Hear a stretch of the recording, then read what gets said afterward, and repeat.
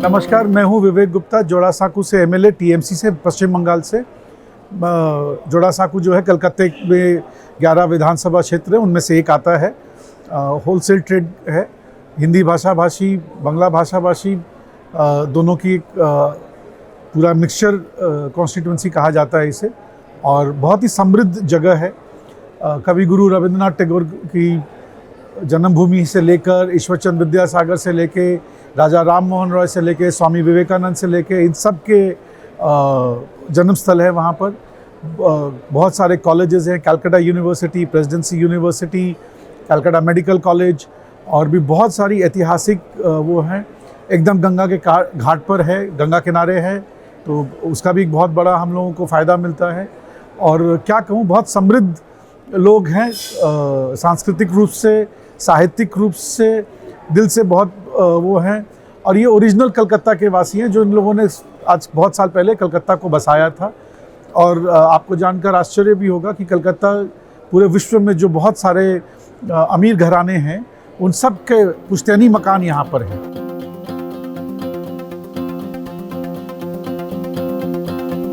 रोटी, कपड़ा, मकान, बिजली, पानी, सड़क, ये जो 6 बुनियादी चीज़ें हैं, ये बाय एंड लार्ज मेरे कॉन्स्टिट्यूंसी में कम बेसी मगर लोगों को फिर भी मिल जाती है। कुछ बस्ती एरियाज़ में थोड़ा बहुत चैलेंज ज़रूर रहता है। हमारा चूँकि एक तो सबसे ज़्यादा यातायात यहाँ पर है, इसलिए ट्रैफिक की बहुत बड़ी समस्या है, पार्किंग की बहुत बड़ी समस्या है, एनक्रोचमेंट की बहुत बड़ी समस्या है, हॉकर्स की। इसके अलावा जो हमारे लोग रह रहे हैं बस्ती में खासकर, उनको मौक़ों की बहुत बड़ी समस्या, उनको बहुत जगह अपॉर्चुनिटीज़ नहीं मिल पाती हैं। बहुत लोग नौकरियों से वंचित हैं ताकि अच्छी कमाई कर सके, शहर में रहना आसान नहीं है। इसके अलावा कई स्कूल और कॉलेज हैं, मगर शिक्षा का एक चैलेंज रहता है क्योंकि संख्या ज़्यादा है, मगर हम लोग उस पर काम कर रहे हैं। तो मूलतः यही समस्याएं हैं।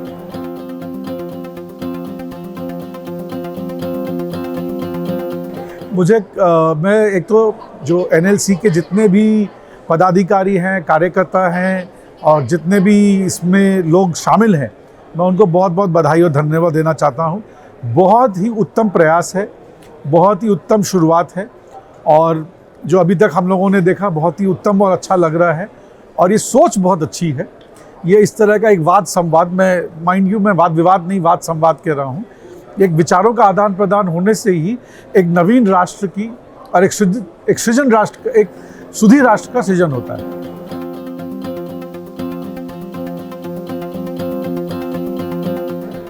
राजनीति में आने के बाद निजी जिंदगी नाम का कुछ नहीं रहता है। निजी जिंदगी में परिवार को, अगर राजनीतिक जीवन से समय मिल पाता है तो परिवार को समय दे पाता हूँ, नहीं दे पाता हूँ तो उनकी शिकायतों का पुलड़ा हमेशा तैयार रहता है, वो मैं सुनता हूँ। बट उनको ये समझाने की चेष्टा करता हूँ कि जब हम लोग देश सेवा के लिए निकल जाते हैं, जब हम जन सेवा के लिए निकल जाते हैं, तब हमारा परिवार जो है वो पूरा जनता है, पूरा देश है।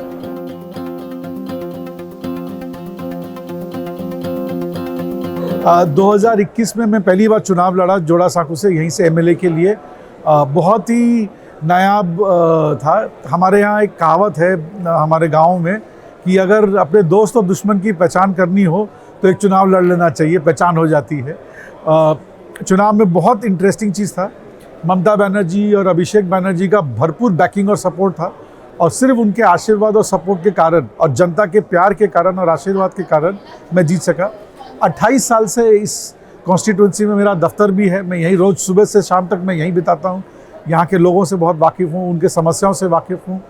मगर चुनाव होता है, और कड़ी प्रतिद्वंदी जो थी हमको हमारे विरोधी दल से मिली, उन सब के बाद भी ऊपर वाले के आशीर्वाद से और जनता के प्यार से हम जीत के आए।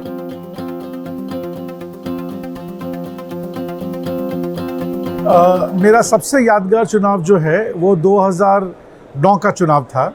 हमारी पार्टी को कोई सीरियसली नहीं लेता था, न बंगाल में न नेशनल लेवल पर, और फिर भी हम लोगों ने 19 लोकसभा एमपी हम जीत के आए थे। और जबकि हम पश्चिम बंगाल में हम विरोधी दल के रूप में थे, सीपीएम को हरा के आए थे। तो ये हम लोगों के लिए सबसे बड़ी जीत का विषय था, और हम लोगों के लिए सबसे बड़ी खुशी का विषय था कि हम लोगों ने ये साबित किया कि सीपीएम को बंगाल में भी हराया जा सकता है।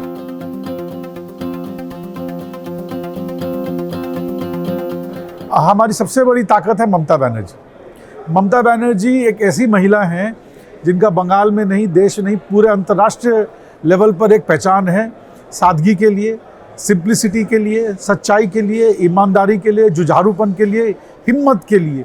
उनकी कहावत मैं कहना चाहता हूँ, जब मुश्किलें आती हैं तो हिम्मत होती है, और जब कोई रास्ता रोकता है तो ज़रूरत होती है।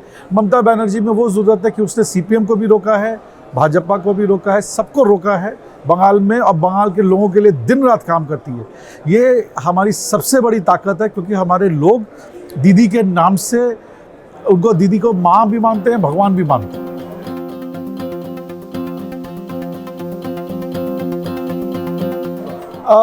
ऐसे तो ममता बनर्जी हमारी गुरु, हमारी माँ, हमारी आदर्श हैं, मगर अटल बिहारी वाजपेयी से लेकर इंदिरा गांधी से लेकर कई लोगों ने जीवन में बहुत अमिट छाप रखी है। प्रियरंजन दास मुंशी जी भी हम उनका नाम लेना चाहेंगे, इन्होंने हमको बहुत कुछ सिखाया है।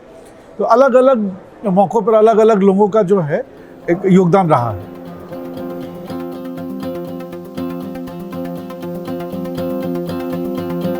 बहुत अच्छा सवाल है आपका। बहुत बार होता है, हम लोग जब लोगों से मिलते हैं तो उन लोग एक लाइन कहते हैं कि ये राजनीति हमारे लिए नहीं है, और ये बड़ी गंदी जगह है, और ये हम अच्छे लोगों के लिए नहीं है। तो मैं एक चीज़ कहना चाहता हूँ कि जैसे दुनिया में वैक्यूम नहीं रह सकता, उसी तरह राजनीति में वैक्यूम नहीं रह सकता। अगर अच्छे लोग राजनीति में नहीं आएंगे तो फिर अच्छे लोगों को ये भी नहीं शिकायत करना चाहिए कि किस तरह के लोग आ रहे हैं। अगर आप मैदान में नहीं कूदेंगे तो आप अपना हक खो देते हैं ये सब डिसाइड करने में कि किस तरह के लोग कूदेंगे। खासकर युवाओं के लिए कह रहा हूँ। आज हमारे युवा जो हैं, पहले 80 के दशक में, 90 के दशक में, कुछ हद तक 2000 के दशक में भी नौकरी, रोटी, कपड़ा, मकान, बहुत सारी चीज़ों की चिंता में युवक पढ़ाई पूरी करते ही नौकरी में लग जाते थे या कमाने धमाने में लग जाते थे। ऊपर वाले की दया से एक बहुत बड़ा मिडिल क्लास ऐसा है जहाँ युवक अगर चाहे तो कुछ साल राजनीति को भी दे सकता है, चाहे स्टूडेंट पॉलिटिक्स के रूप में हो, चाहे युवा नेता बनकर आए। हाँ, मगर पद या पोस्ट के प्रलोभन में नहीं है। सेवा के भाव से आए, पद और पोस्ट जो है वो अपने आप आएंगे। और दो चीज़ें युवाओं को कहना चाहूँगा। हर किसी को टिकट नहीं मिल सकता।